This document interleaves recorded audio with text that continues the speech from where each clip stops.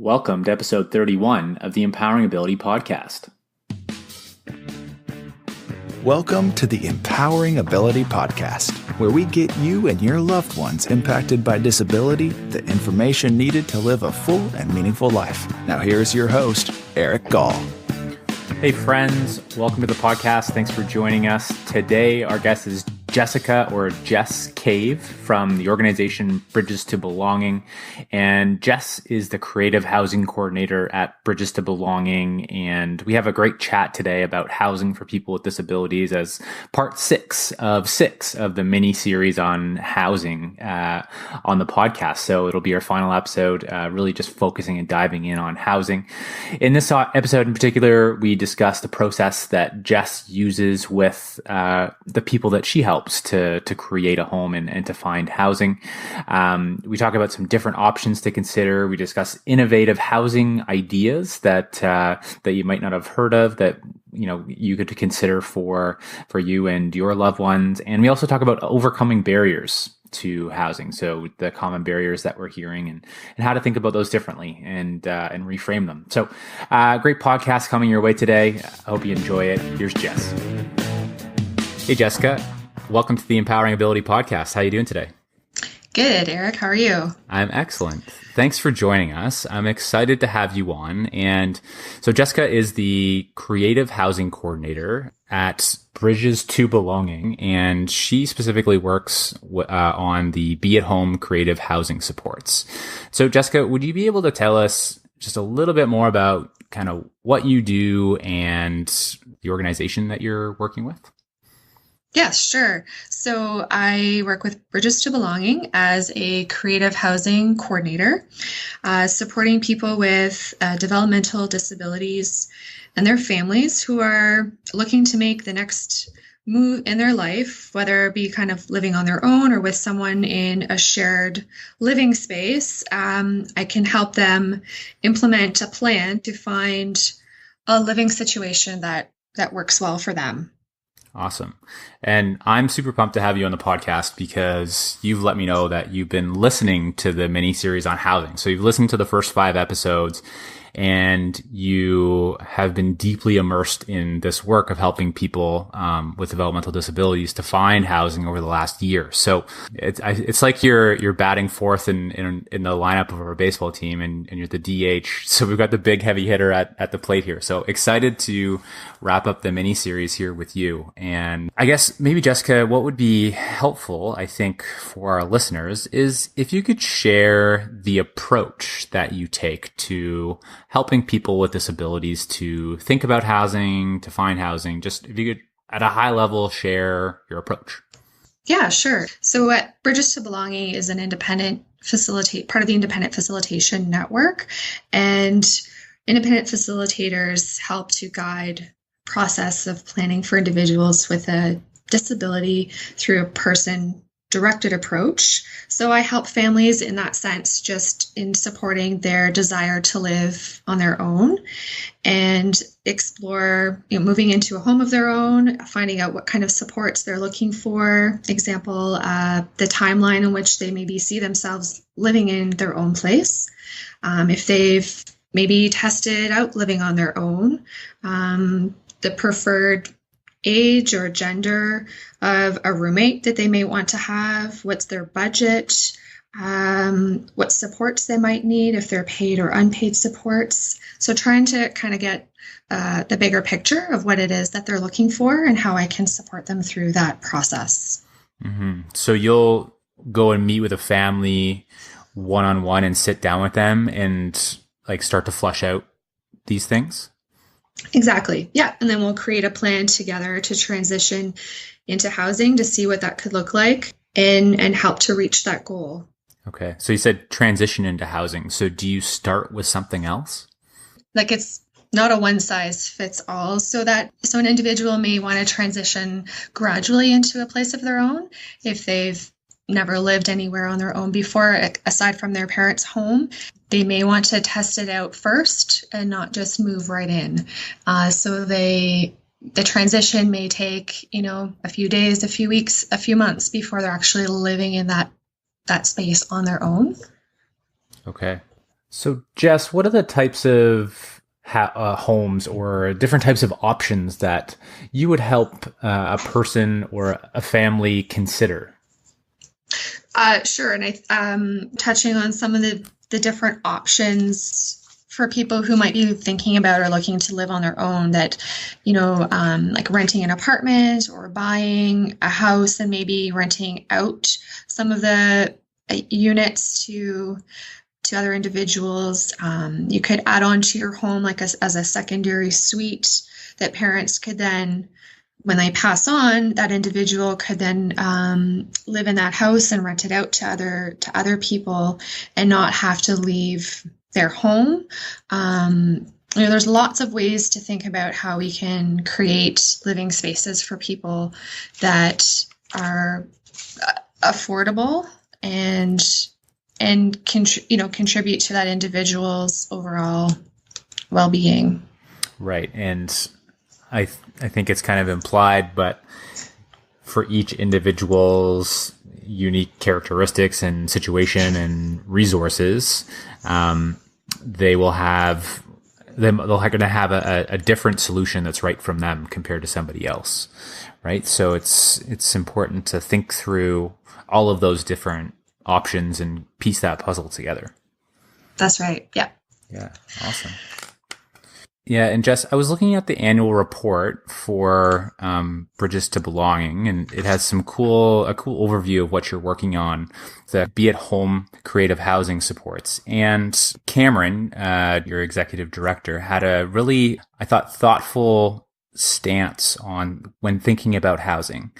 And I think it's very appropriate for us to talk about. So he talked about starting with a different assumption to housing. So a lot of families, I think the default is, oh, my son or daughter or this person with a disability isn't ready to go live on their own, or, the resources don't currently exist, whether that's financial or other. And Cameron talked about starting with the assumption that people can live in community and people do have the capability to do it.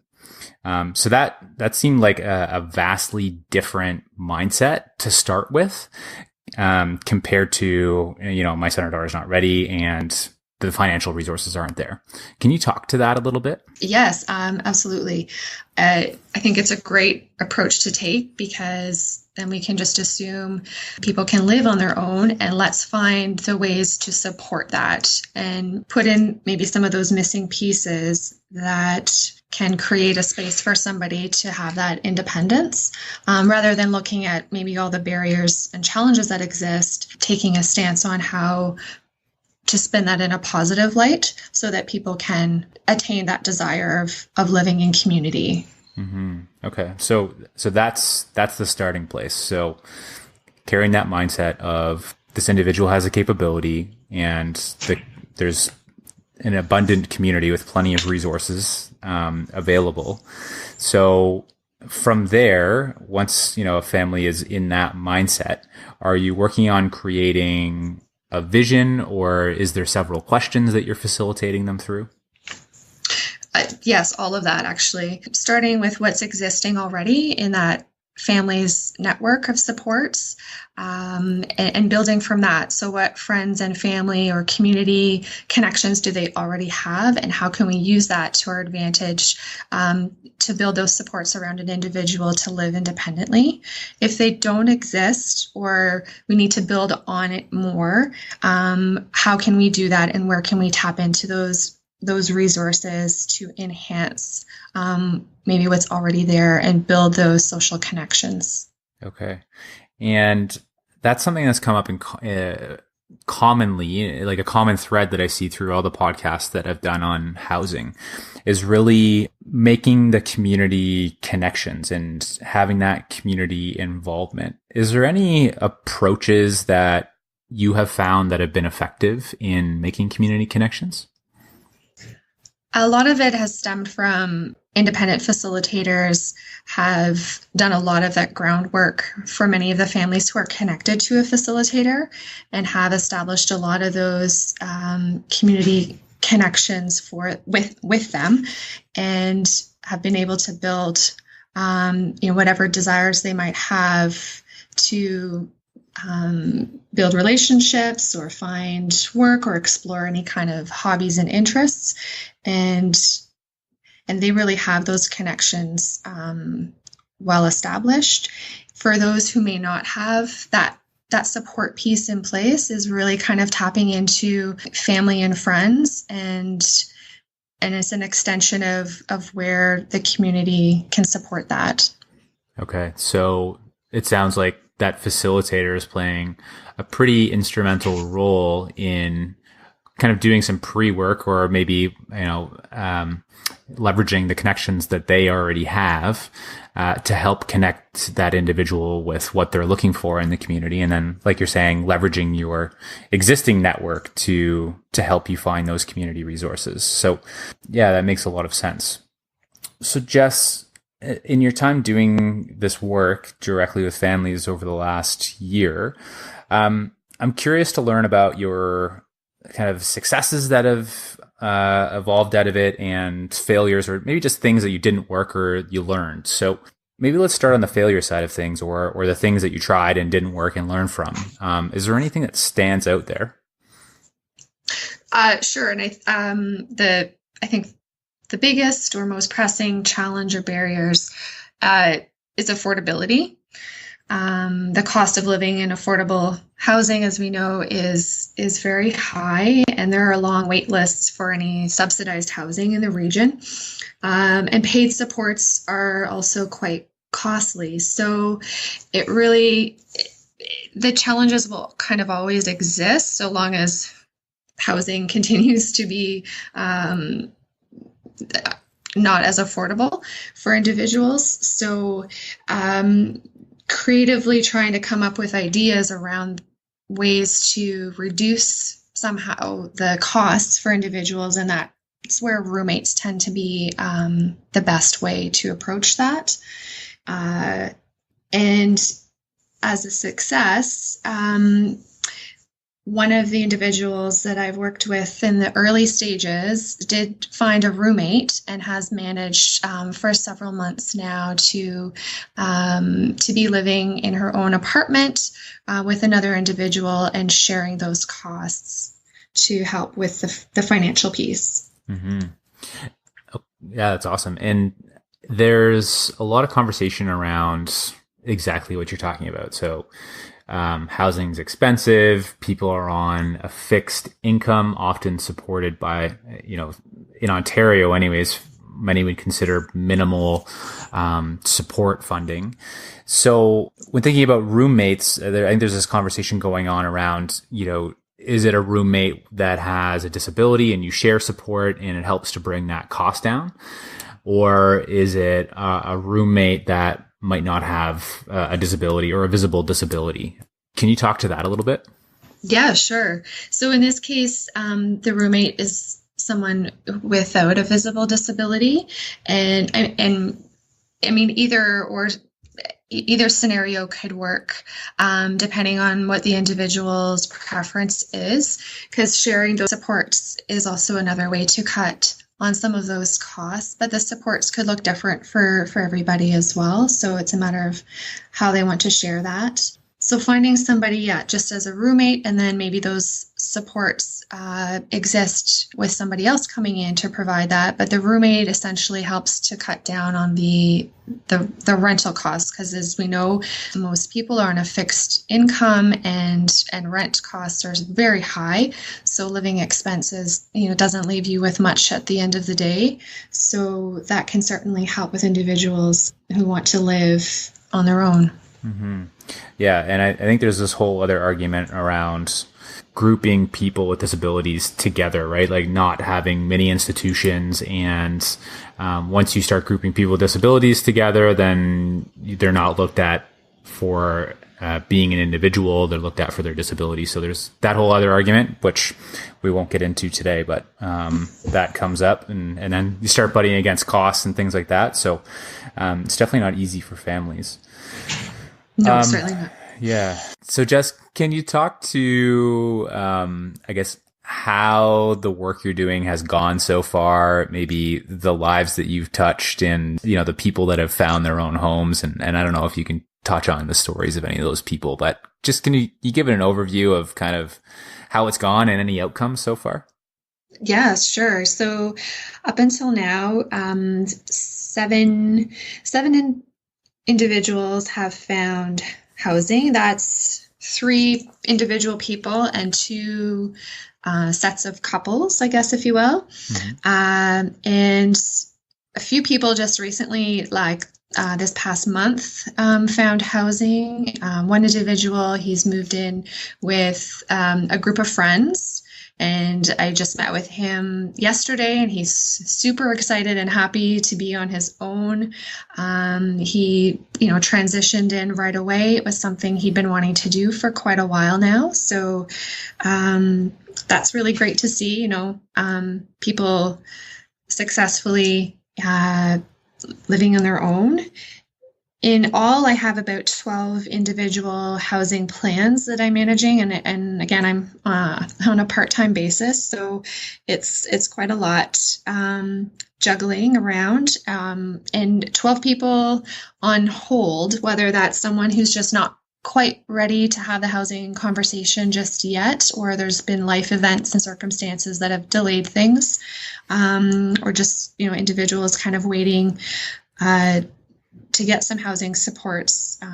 Once I've been able to get other individuals in housing, that kind of frees up a little bit of space. I do still continue to meet with individuals on a pretty regular basis, even though they've moved in on their own. There's still a lot of support required. Again, that's on a individual basis. Some require a lot of support with their budgeting or just figuring out how to budget now that they've been given, a chunk of money to work with on a monthly basis. How are they going to, use it all to meet their needs and have enough at the end of the month to still pay their bills, right? So that's kind of where things are at right now. Yeah, no, that's great. It's awesome that you've helped 7 people to find their own home. That's incredible. And some of the insights that I think you shared there was, once you start planning, it's okay to take a break and let it sit for a bit if that's the right course of action for you and your family, right? Whether there's a situation that comes up or you're just not ready or whatever that is, but to work at the timeline that makes the most sense and not to force it. So that was something that really stood out to me. And the other thing is, once you have created your home and you've moved in, there's probably some things that are going to come up that you're not too sure what to do, or they're new experiences, and there might be some support needed to work through those. So I think those are really important things that you've shared. Yes, thank you. Yeah, no, my pleasure. So Jess, is there any resources that families can access to start to do this thinking that you've come across that are good or you've developed yourself? Sure. So some of the initial resources that I've put together for families to go through is just to create a bit of a profile or like a bio of who they are, what some of their interests are, and if looking for a roommate, it helps to kind of match it up with somebody with similar interests. The region has a great toolkit on their website, the Working Center, Lutherwood, like lots of local community agencies have great resources. And then there's several sort of options for people who want to test out living on their own in the region and trying it on for size in Elmira through Elmira Community Living. There's a Testing the Waters, which is an opportunity to stay in an apartment with full amenities for however many nights you want, with whatever supports you may need to bring a roommate or by yourself. And Cambridge has a version of trying it on for size called Stepping Out, which is also a way to test out living on your own. And there's an assessment that's provided to see what skills may need to be developed to achieve goals of independent living. Awesome. Yeah. So that's really the first time I've heard of kind of that intermediary step where you can test it out. Have you been involved with families that have, tested it out? So for, a weekend or a week, and what are some of the experiences you might be able to share from that? Sure. Yeah. So I've met with families who've experienced all of those varieties, at least one of the varieties, I should say. Try it on for size. You have to be referred through the DSO for that, and there might be a bit of a wait list to get in. And that gives a real clear assessment of what skills may need to build or strengths and areas for more support. And you can bring a roommate in as well. And that really helps people determine whether maybe they see themselves living on their own or maybe just not ready yet.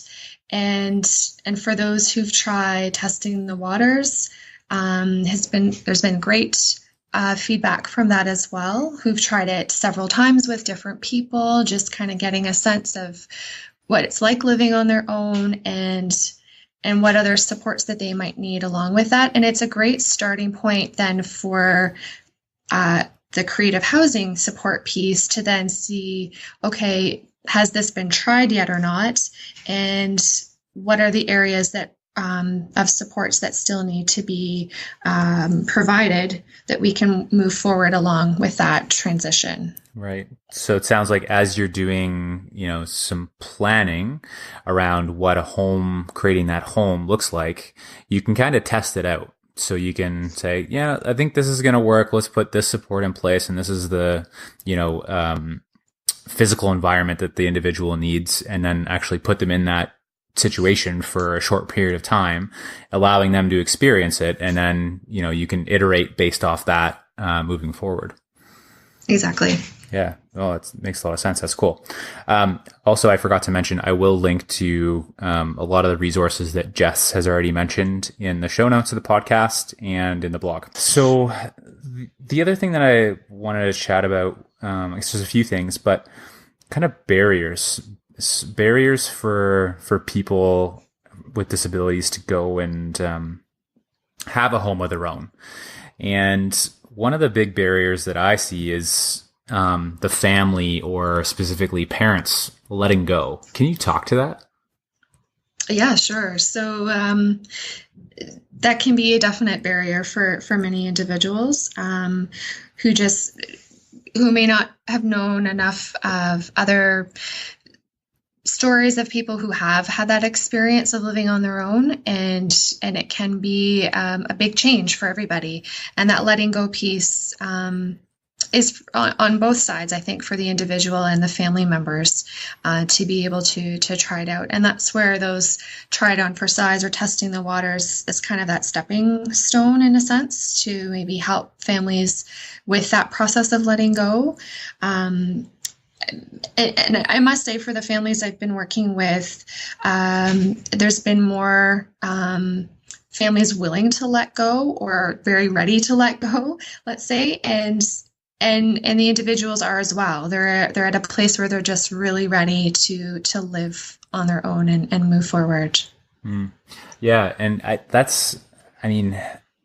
don't want to treat this topic lightly, because for a lot of families or parents that are in that caregiving role, that's a part of their identity, right? That's a part of that for a lot of people, gives them meaning for their life and what they do.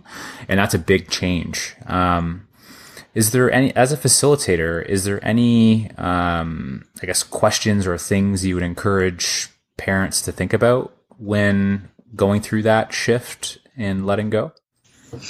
Sure. Yeah, I know. I certainly can't speak for parents, but for that letting go piece, it may also just free up some of the time that you could, spend a lot of quality time with your son or daughter that may have been a big part of your identity as a caregiver, can now be spent, having family time to do other things that now a support person or a roommate may take on some of that that other additional caregiving piece.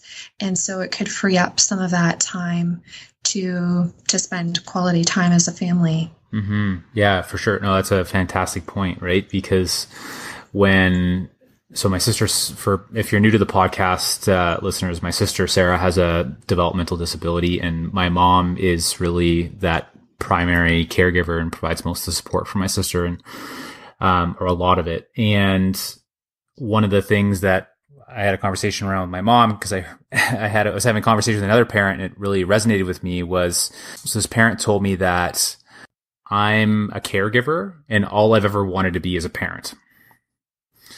Just because their role with their son or daughter has really just been focused on caregiving, and it hasn't allowed them to be a parent. So I think, like you're saying, Jess, it gives parents an opportunity to be parents. Yes. And it certainly wouldn't just be something that would be cut off, once someone moves out on their own. I think that takes time for even that individual to say, they might still come home for Sunday dinners or want to do their laundry at home still, and they'll still rely on mom and dad for a lot of things. It's not completely cutting those ties, right? Yeah, for sure. And the other barrier that I hear frequently is around safety. Like, it's not safe for my son or daughter to live on their own or whatever. For you, can you talk to that a little bit when that comes up with families, and what you help families think about in terms of safety? Sure. Yeah. There is a safety plan, kind of safety checklist conversation that needs to happen, and ensure that that is covered in the conversations and in the transition into housing. And I'm sure there'll be things that are missed and that we learn as we go, that we discover, but we certainly want to cover all those bases when we do have, someone living on their own, and make sure that everything, that they're safe. And there are places and spaces where they can acquire some additional skills and training around safety for independent living. That can help through that process as well. So on the safety checklist, can you give us an example of like a couple of things that you might recommend for people to think about? Like, can you give us some examples? Yeah. So just ensuring, identifying what is an emergency, what does it look like, how would you handle if there was a fire, would you know what to do? Maybe even practice fire drill, safety just around cooking on the stove, or using, equipment. Maybe they don't need to use the stove. They prefer using a microwave oven or other elements that won't cause any concern for safety. There's lots of apps and tools to do reminders around medications that might need to be taken. Things like that might just help alleviate some of the stress around safety. Right. So it's like almost doing a risk assessment around it. So by talking about it and thinking things through, and reducing risks where you can, and having a plan in place for emergencies that do happen. Exactly. And even having someone to check in and check up on those things, sending a text message or phone call, or having a neighbor come by just to check in. And that also is what community building is about anyway, is we all look out for each other and support each other. Right. So that community building supports creating that safe environment for an individual. Right.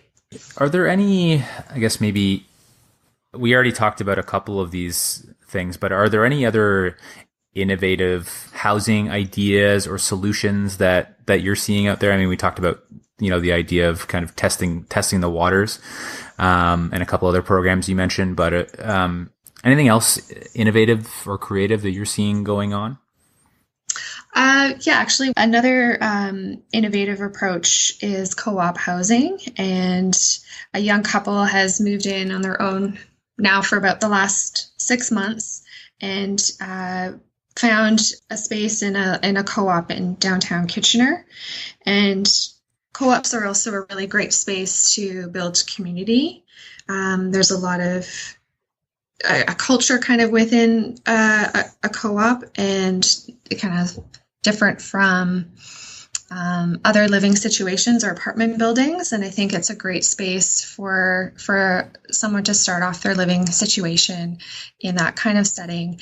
And along with that, co-op housing is eco-villages, or like co-housing, which is another area that I'm involved in as well, around intentional community building and creating a space where individuals want to live in community in a sustainable way. And that is also a project that's starting within Waterloo Region, just in the beginning stages. Okay. And is that like a new construction project, the Eco Village? Is that something that already exists? In Waterloo Region, it's a new project. There are eco villages spread out all over North America and around the world, but in Canada in particular, there are a handful of them around in Ontario. But in Waterloo Region, this is the first of its kind. Okay. So with those two ideas, the co-op and the eco village, there's, from the way that you talked about it, it sounds like there's intentionality around community building that is already going on that people can join in on. And that culture already exists and that environment already exists, rather than trying to create it. Yes, for sure. And there's ways to find, your identity within that culture. And a co-op is a great place to sort of contribute in some way, to make your co-op your own. Like, you contribute to the community space in some way. There's, gardening, or, having group potlucks or games nights and things like that to make it like an active community. Yeah, no, I love that. And specifically with the co-ops that you're referring to, Jess, they're just co-ops kind of for anybody, or are they trying to cater to a specific section or section of the population? So anybody can apply to be at a co-op. A lot of the co-ops, though, are through the region's community housing list. So that's through the subsidy. There are a few co-ops where you can apply to directly. Just anybody can apply to be a co-op member, but there is an interview and application process for that to see whether it's a good fit for you. Okay. So the way that I'm envisioning it, there'd be some diversity to the population of these co-ops or eco-villages. Yes, there is. Absolutely. Yeah, right on. Awesome. So, Jess, is there somewhere that folks can go to learn more about the project, or to learn more about, some of the resources that you've mentioned so far? Yeah, sure. So on our website at bridgestobelonging.ca, you'll find a link to the creative housing supports there. We're on Facebook as well. So Bridges to Belonging. We're on Twitter, and you can message us there, and I can connect with you through those social media sites. Okay, perfect. So I'll share links to those in the show notes and in the blog, so people can connect to those resources and connect to Jess. So Jess, it was a pleasure having you on the podcast and talking about the work that you do, the amazing work that you do, and sharing some ideas that are innovative, and also sharing what you've learned and the successes that you've had so far. So thanks so much for coming on the podcast today. Thank you so much, Eric, for having me. My gratitude goes out to Jess Cave for joining us on the podcast today, sharing the work that she does, the successes and failures that she's had in her role as a housing supports coordinator at Bridges to Belonging. And I hope you've really enjoyed the mini-series on housing on the Empowering Ability podcast. We've had some awesome guests, such as Marg McLean, talking about creating your own home, creating community with the Dearlove support network, Linda Daw, and some other great folks there, Janet Cleese, talking about supports and home and how those two things are different, with Chris Woodhead out of the United Kingdom, and and talking about new creative housing ideas. So with Ron Prusen, and today with Jess Cave, and just lots of great insights. So I'm going to be working on pulling together some more housing resources for you. And I'd love your feedback on what would be helpful for you in terms of a housing resource. So please head on over to empoweringability.org and send me a note. Let me know what would be helpful for you, and that'll help me in crafting that resource. And again, anybody that does that, super appreciative of your feedback, and I will reply. I'd like to thank all of our listeners that have left us a review on iTunes. Your reviews help me understand what I'm doing well, what I can improve on the podcast, what you want to hear. So it's great feedback that you're providing. So please continue to do so. Also, by leaving a 5-star review, it helps other people find the podcast. So thanks so much for those reviews, and keep them coming. Next week on the podcast, we start our next mini-series, seeing we've wrapped up the mini-series on housing. And the next mini-series that we're going to roll into is on siblings. So we're going to be interviewing and chatting with siblings that have another sibling, a brother or a sister with a disability. And our first guest on the mini-series on siblings is Melissa Jansen. And Melissa has a brother with a disability, and Melissa's originally from Israel, but now lives in New Zealand. And Melissa and I talk about the role that we can play as siblings. And specifically, we focus in on how we can play a supporting or influencing role on personal growth, including career growth, friendships and inclusion, and even romantic relationships. And Melissa and I had a lot of fun recording this podcast. So I think you're really going to enjoy it. And if the sibling topic is one that you're interested in, you can check out an earlier episode where Helen Reese and I have a great chat on the experience of being a sibling, and Helen shares her story, and there's some great messages and content about the sibling role and sibling relationships in that podcast as well that you can enjoy. So thanks for joining today, and looking forward to having you back next week. Thanks for listening to today's podcast. Visit us at empoweringability.org for more podcasts and resources to help you and your loved ones impacted by disability live a full and meaningful life.